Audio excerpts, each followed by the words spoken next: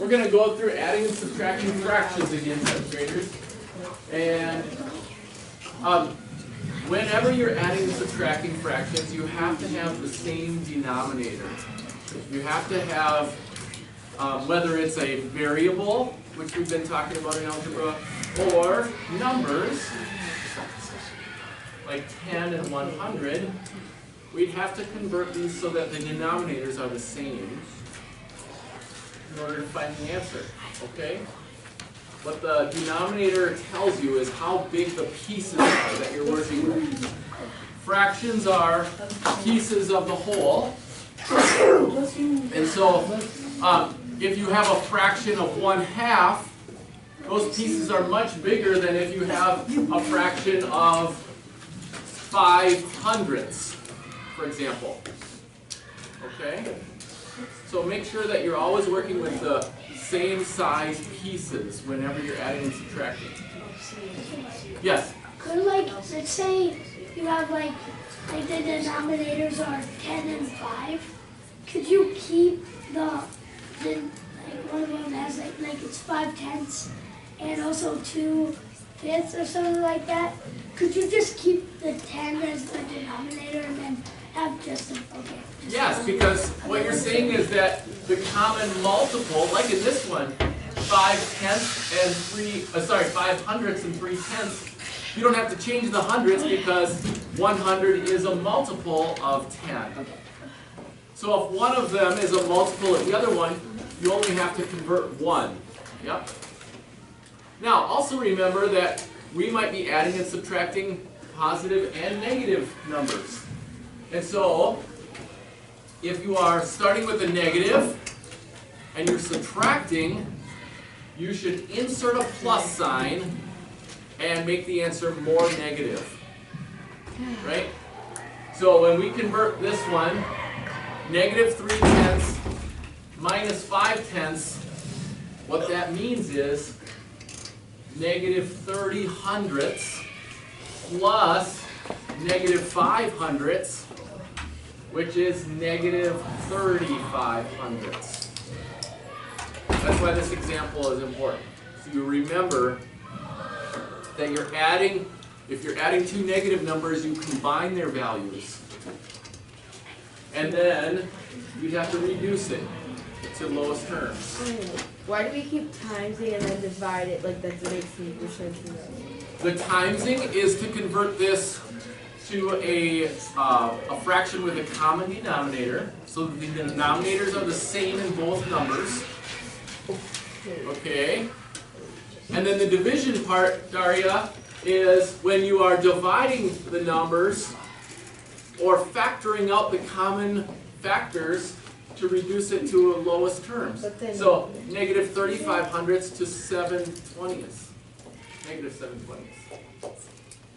Okay? We're factoring out 5 from both numbers. Timesing is not a word. Okay. Grammar. Bryce. So if you have like a mixed number, like you have like 2 and like 11 12s, like how would you do that? 2 and 11/12. If you are adding it, you would add the fractions and add the whole numbers. Add them separately. Okay.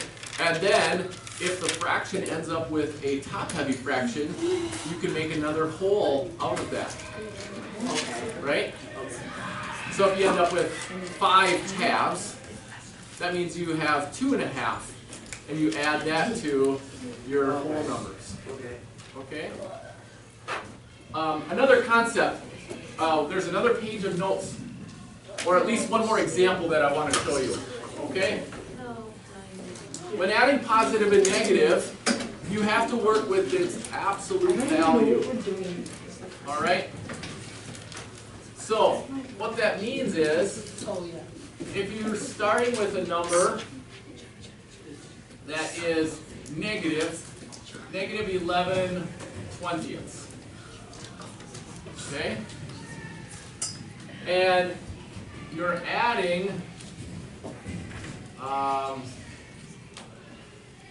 30.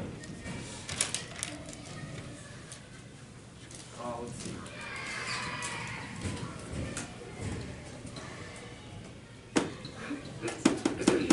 Adding 24.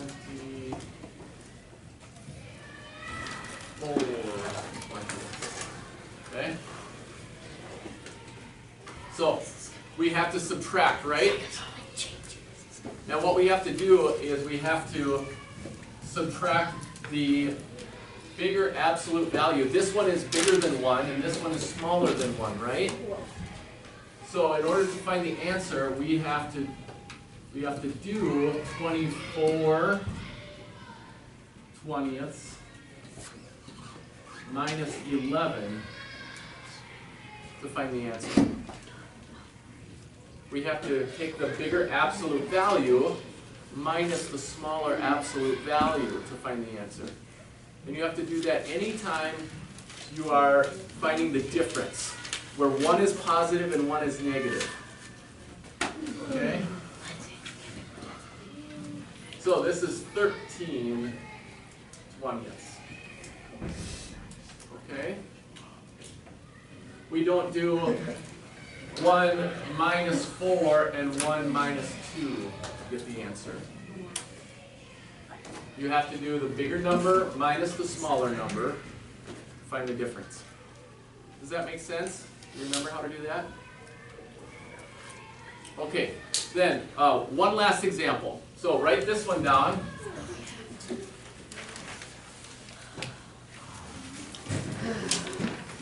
And then write down this example. One more example just to review. What do you do when you don't have enough pieces to subtract? So if you start with 4 and 1/4, and you are subtracting 2 and 5/8.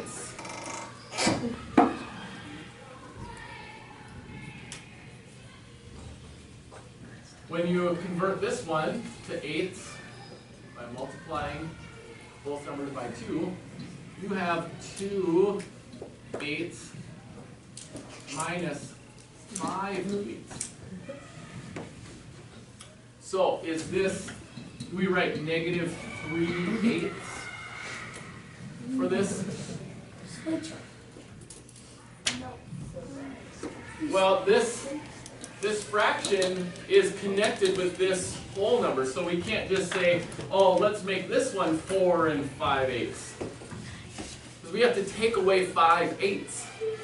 I'm not saying switch the fractions. I'm saying you can just like have 5/8 minus 2/8. Like you could just. But that would be switching this fraction to this whole number. That would be pairing those two together. And we're not starting with 5/8. We're starting with 2/8. We have, this is how much we have, and this is how much we have to take away. So we have to take away 5 pieces from 2/8. What do we have to do? Jen? Make it negative, so does this negative 3/8? We have to take it away from the 4. We have to take one of the wholes. So if we, for example, had 4 pizzas and 1/4, and we had to give away 5 pieces, but when we cut up the 4th into 8ths, we only have 2. So you have to cut up another pizza, right? We have to take one of these holes so that we only have 3 holes left, and then cut up one of them into 8 pieces. 8/8 equals the other hole. Are you remembering this now? Yeah. And you add it to the pieces that you already have. So now you have 10/8 minus 5/8. And now we can subtract. This is 5/8 and 3 minus 2 is 1. So our answer is 1 5/8. Okay? Not 2 3/8. It's 1 5/8. Is this making sense? Do you remember this? Cool. What if the bottom number isn't compatible? The bottom number, then you have to convert it. And you write 8/8 because you are in eighths. So when we cross out the 4 and write 3, you write the other 1 as a whole, 8/8. Daria. Wouldn't it be 4/8 or plus 4/8 instead of 2/8? Because you have to make, you can't just. We use the denominator. This denominator will tell you how many pieces to cut it into. Okay? Let's look at your assignment. There's one that, at the bottom of the page, it has one like this. So, to start with,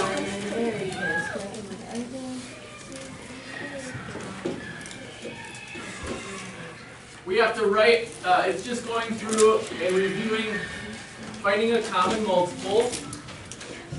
So 2 4/5 we have to convert to tenths, right? Yes. Yep, so 5 to 10 is times 2. So we multiply the fraction times 2 and get 8/10 minus 1 1/10.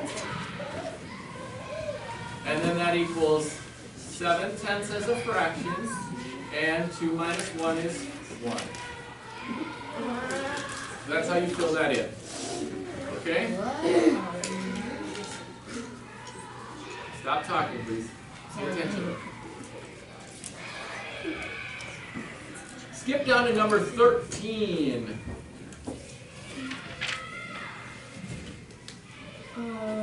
Number 13.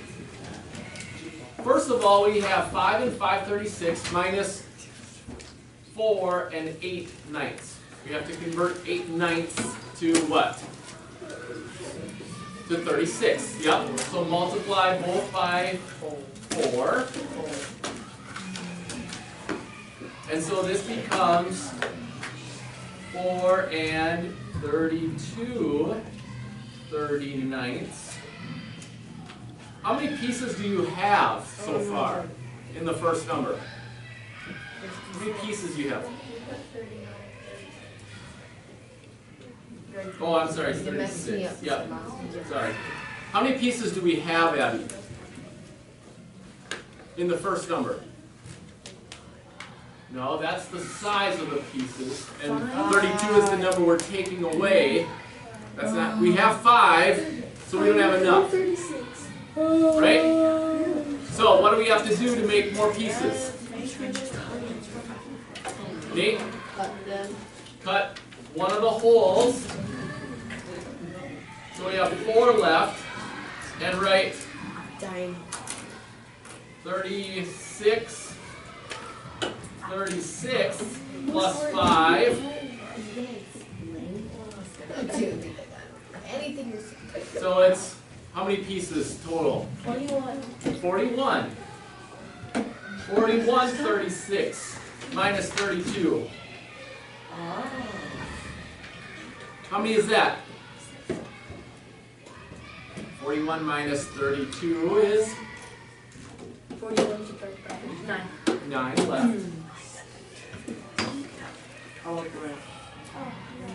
9 36. And 4 minus 4 is 0. And then, yep, by most terms. Divide both numbers by 9. No, I'm just showing you that.